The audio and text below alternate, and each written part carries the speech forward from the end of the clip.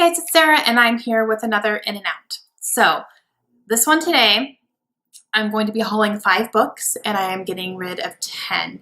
And now that I'm kind of trying to play catch up because I've hauled so many books or I bought in so many books and I need to collect books to unhaul, I'm kind of basing how many I'm going to be hauling in each video based on how many I have ready to unhaul. So today I have 10 ready to unhaul and I am going to show you 5 of the books I have recently purchased.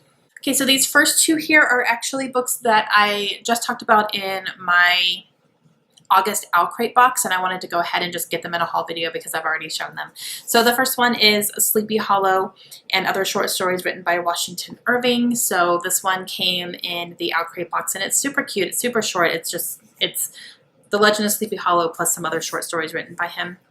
And it's only a little over 100 pages, so this might be a good October read, actually, is what I'm thinking. I've never read Sleepy Hollow before, and I really like this cover. I think it's really, really cute. So, yeah, but I might throw this in there for October, just to kind of go ahead and get it read, but this one. And then the main book for the August OwlCrate box was The Hearts We Sold, and this is by Emily Lloyd Jones, and this is a young adult book about a girl who lives in a world where demons are prevalent, and you can actually trade body parts for wishes through these demons. And the one that this young girl picked to trade with asked for her heart, which is not normal. So she's dealing with the consequences of that. Of course, there's definitely consequences. So both of these came in the OwlCrate August box. Okay, this next one I found recently at Goodwill, and it is Lilac Girls, and this is by Martha Hall Kelly. And I heard about this book on Lindsay's channel. Her channel is Lindsay's Little Library. I will leave a link down below. She's fantastic. And she reads a lot of World War II historical fiction, and that's exactly what this is. But I saw it, and I remember her talking about it. And I double checked on Goodreads. I went to her Goodreads page and I was like, wait, did she like this? And she did. She gave it 5 stars. And a lot of people gave it 5 stars who I trust. So this follows 3 women. One is American, one is Polish, and one is German. And again, this is happening during World War II and their paths eventually end up crossing.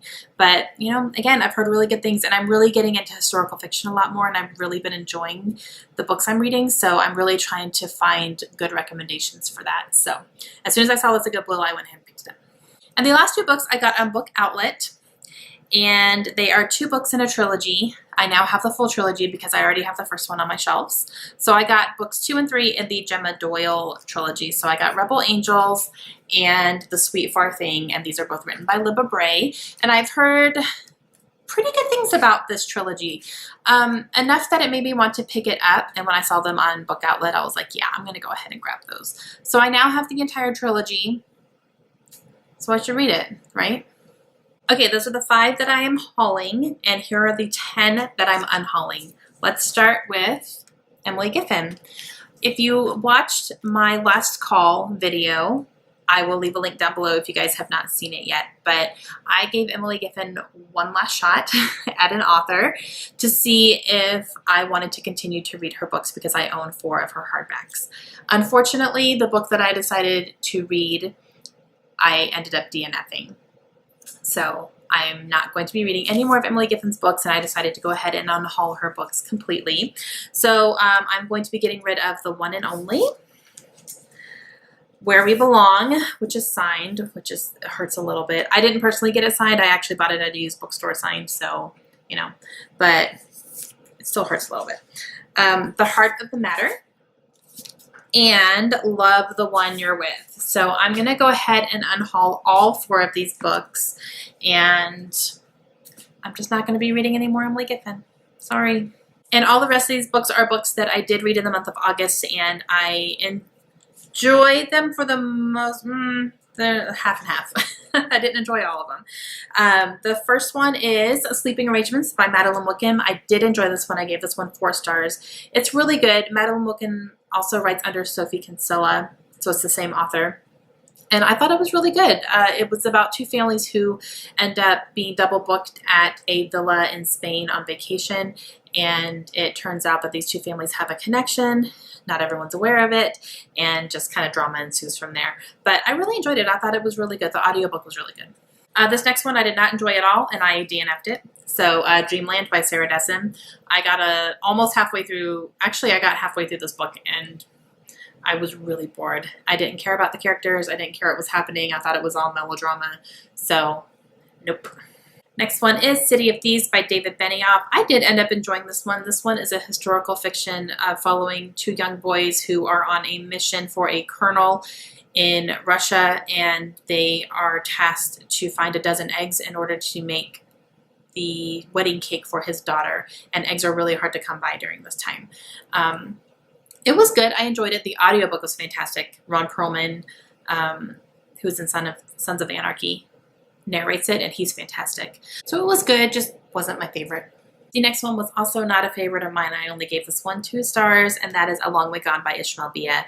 And for this one, I just wanted more of a full circle story, and I didn't really get that. This is a nonfiction about Ishmael's childhood growing up in Africa, and he was raised to be a boy soldier over there, and he saw a lot of really horrific things. He was responsible for a lot of death, and it is supposed to be talking also about his coming to America, because he ends up coming over to America and now he's like a Harvard scholar. He's really, really intelligent. However, I didn't really get that aspect of it. I only got Africa, and then at the very end he came over to America to give a speech about being in Africa and living in Africa, and that's all I got. So I wanted more of him coming over here and how he acclimated to America, and how he got to where he is today, because I'm sure that was really hard, but I didn't get that. So that's why I was a little bit disappointed, and the audiobook was not great either. These next 2 books I really enjoyed. I am going to go ahead and donate them to my best friend who is a school teacher, and our school is doing like a big carnival, and each classroom puts together a really big like raffle basket, and she's doing books and coffee. So she's asking for donations for books. So I'm picking these 2 because I have recently read them and enjoyed them, and they're really good copies of books. So I'm going to go ahead and donate these to her basket. And the first one is The Luster of Lost Things by Sophie Chen Keller. I enjoyed this book. I think I ended up giving this one, did I give it 3 stars? I wanted a little bit more magical elements from it. This is kind of a magical realism type book, and it follows a young boy who works and lives with his mom at a bakery that they own in New York City, and there is a special book that is inside their bakery, and it gives the bakery magical elements where the pastries actually come alive and they jump around in the cases and play and stuff, and so it draws people into the bakery. And one day that book is stolen, so this young boy is traveling around New York City trying to find the book. He has kind of a keen sense of being able to find things. So it was good. I wanted more of the magical part of it though, because it was really only in the bakery and that was kind of it. So I wanted a little bit more, woven throughout the entire story. But overall, it was good, and I enjoyed it. And then this next one I also really enjoyed, and that is I've Got Your Number by Sophie Kinsella, and I'm going to go ahead and give this to my friend as well to put in her basket. But this is an adult contemporary, and it follows 2 people who end up meeting over text messages when a cell phone is misplaced, and the woman ends up needing a cell phone at that specific time, so she picks it up and starts using it, and then she ends up getting connected with this man, and they start kind of forming a little bit of a relationship that way. It was really cute. I really enjoyed it. Alright guys, that's it for my in and out today. So that is 5 books in, 10 books out. Slowly but surely making my way through my pile that's sitting in my guest room right now that I still need to haul. So I'm ready to get working on some more books so that I can unhaul them to bring those in.